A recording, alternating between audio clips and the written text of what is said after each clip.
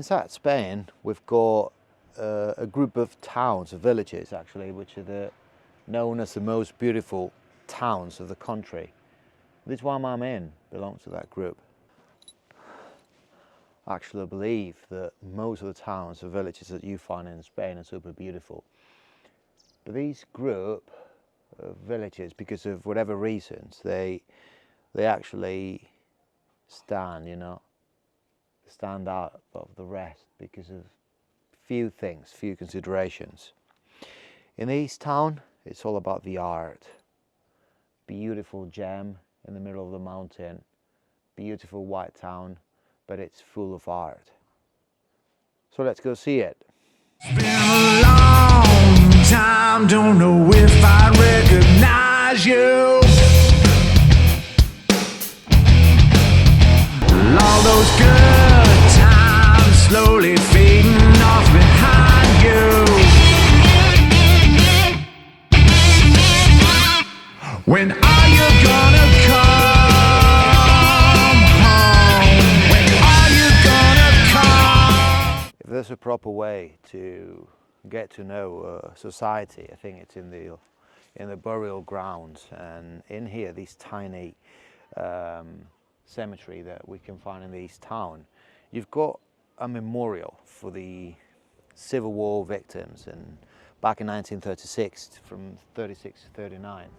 It's amazing how here in Spain that event, which was shocking, of course, is still remembered, and it's, I don't know, curious at least. I will not judge anything, but it's curious that we still have, you know, such a powerful thing as memorials everywhere.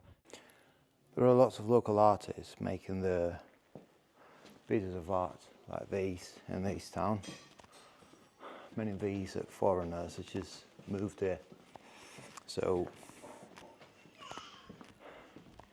I guess it's a nice destination if you're coming from Northern European places and you want to settle in the south, but you don't want to, you know, to live in such a hectic place as the coast is.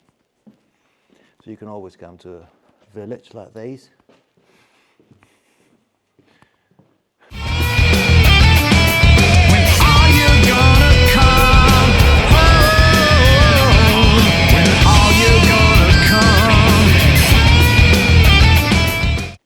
I'm in the middle of nowhere here in this wonderful mountain, and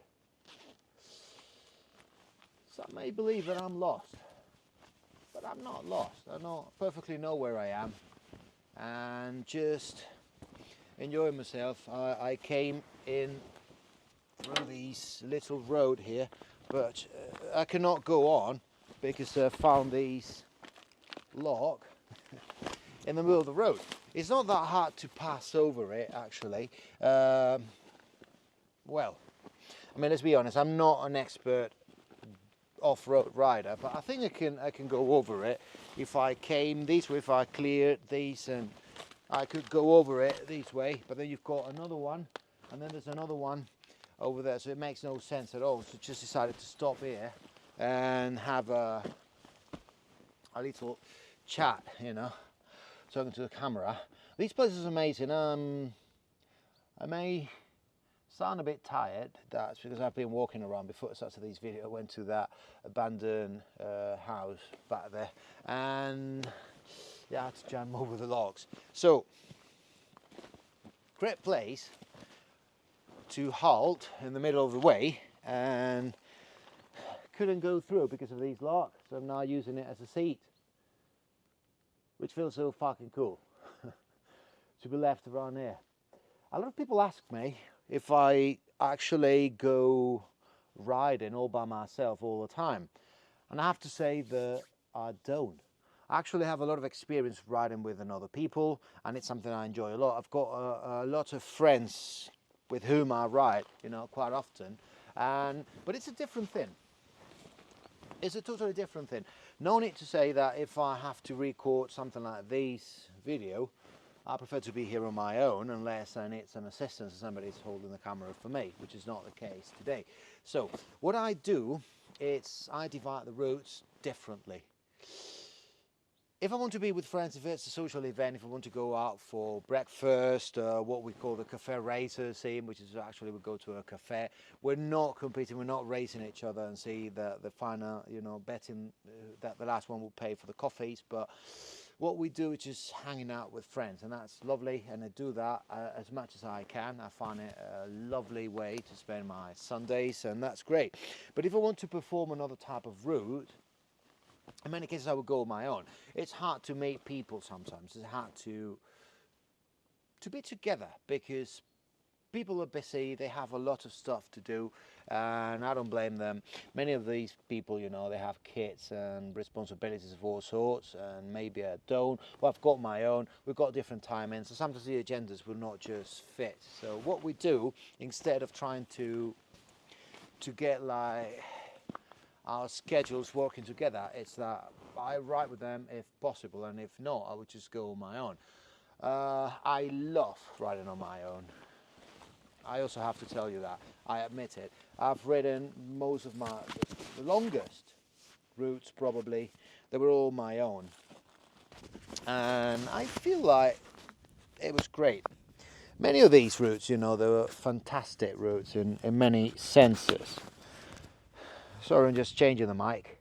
So, I said many of these routes, they were just amazing routes just by myself because they represented a very funny way to get lost, actually.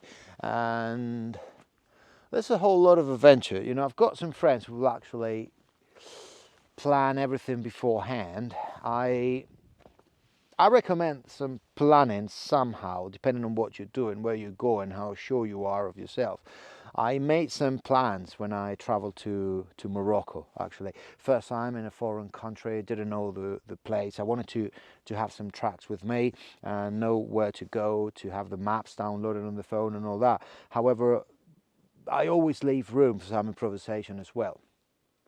Here in this mountain, Sierra Bermeja, I don't need to plan that much because I know most of the routes, and sometimes I get into some, even though I've been coming here since I was a kid, I sometimes get into some tracks, I don't know, off-road tracks, if we're talking about the main roads, I know them all.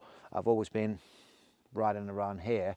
And the funny thing is, even if I get lost, after some time, I get to a spot which I recognize because I've already been there. So, not the biggest of deals, actually.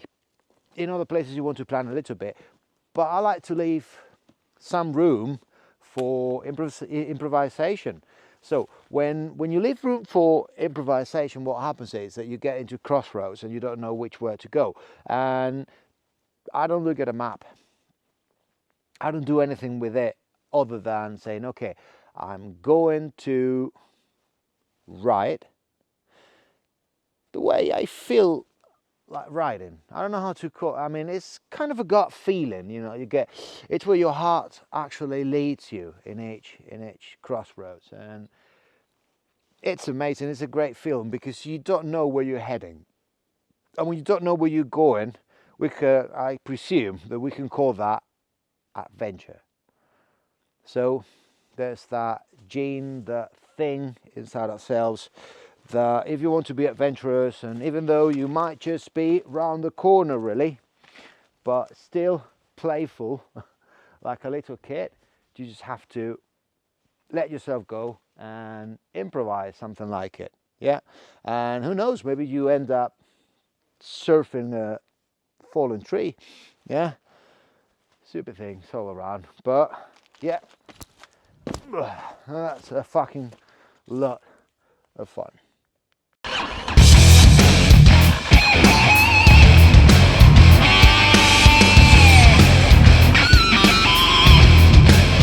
It's been a long time, don't know if I recognize you. All those good